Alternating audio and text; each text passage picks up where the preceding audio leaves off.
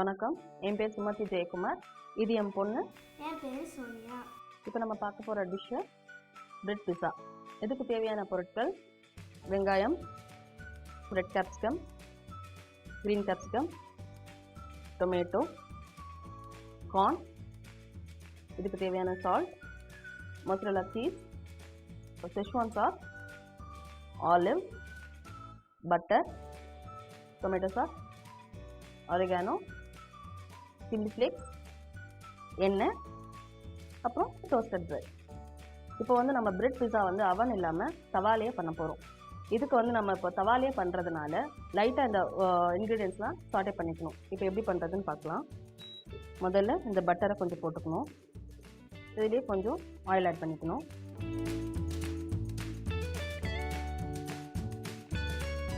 இப்போ இந்த பட்டர் நல்லா மெல்ட் ஆகிடுச்சு. சொன்னி அந்த ஆனியன் போட்டுக்கணும்.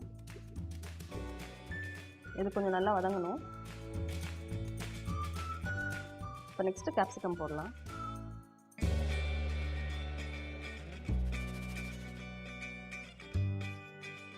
இது லைட்டாக வதக்குவோம்.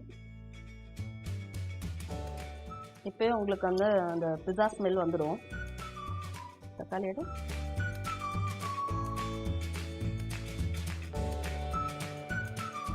நம்ம அவனில் பண்ணுறதா இருந்தால் இதெல்லாம் வதக்கவே தேவையில்லை, அப்படியே ஸ்ட்ரைட்டாகவே வச்சிடலாம்.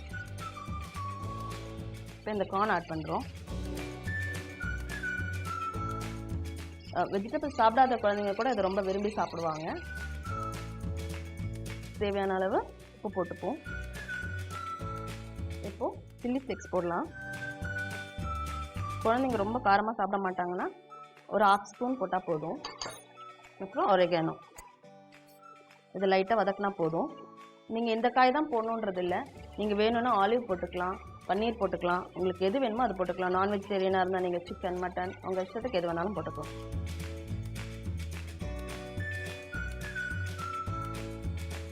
இப்போ இது நல்லா வதக்கியாச்சு. இதை வந்து ஒரு பவுலில் ட்ரான்ஸ்ஃபர் பண்ணிக்கலாம். இப்போ இதை வந்து நம்ம ஏற்கனவே டோஸ்ட் பண்ணி வச்சுருக்க ப்ரெட்டில் மேலே வைக்கணும்.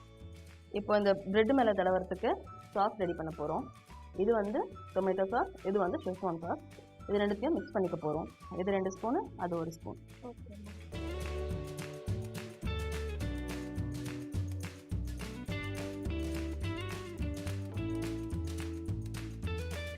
இப்போ இந்த சாஸை இது மேலே லைட்டாக அப்ளை பண்ணிக்கணும். அப்ளை பண்ணிவிட்டு இங்கே வச்சுருக்க காய்கறியை இதில் வைக்கணும். இப்போ இதில் நாம் கொஞ்சம் ஆலிவ்ஸும் ஆட் பண்ண போகிறோம். ஆலிவ் உடம்புக்கும் ரொம்ப நல்லது குழந்தைங்களுக்கு. இப்போ இந்த சீஸை அது மேலே ஃபுல்லாக ஸ்ப்ரெட் பண்ணுற மாதிரி போட போகிறோம். இது எவ்வளோக்கு எவ்வளோ சீஸ் போடுறீங்களோ அவ்வளோ உங்களுக்கு வந்து நல்லாயிருக்கும். இப்போ நம்ம இதை தவாவில் வைக்க போகிறோம். தவாவை ஹீட் பண்ணிக்கலாம். கொஞ்சமாக பட்டர் போட்டுக்கலாம். இப்போ இதை அப்படியே எடுத்து வச்சிடலாம். வச்சுட்டு ஸ்லோவில் இருக்கட்டும். மூடியை போட்டு மூடி வச்சிடலாம். ஒரு 5 மினிட்ஸ் இருந்தால் போதும். இந்த சீஸ் மெல்ட் ஆகிற வரைக்கும் தான் உங்களுக்கு டைம். சீஸ் மெல்ட் ஆகிடுச்சுன்னா உங்களுக்கு குக்கிங் டைம் முடிஞ்சது. ஓகே, இப்போ நம்ம இதை மூடி போட்டு மூடிடலாம். கொஞ்சம் எடுமா. இப்படியே இது மூடி இருக்கட்டும். இதை மூடி ஒரு 5 மினிட்ஸ் இருந்தால் போதும். அந்த சீஸ் மெல்ட் ஆகிடும். மெல்ட் ஆனவுடனே டிஷ் ரெடி ஆகிடும். இப்போ 5 மினிட்ஸ் ஆகிடுச்சு. இது ரெடி ஆகிட்டு இருக்கோம். பார்க்கலாம். பாருங்கள், சீஸ் எல்லாம் எவ்வளோ அழகாக மெல்ட் ஆகிருக்கு. இப்போ இது அவ்வளோதான் குக் ஆகிடுச்சு.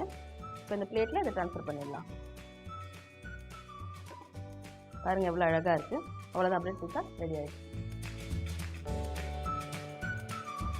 சோனியா, டேஸ்ட் பண்ணுறியா? சரிம்மா.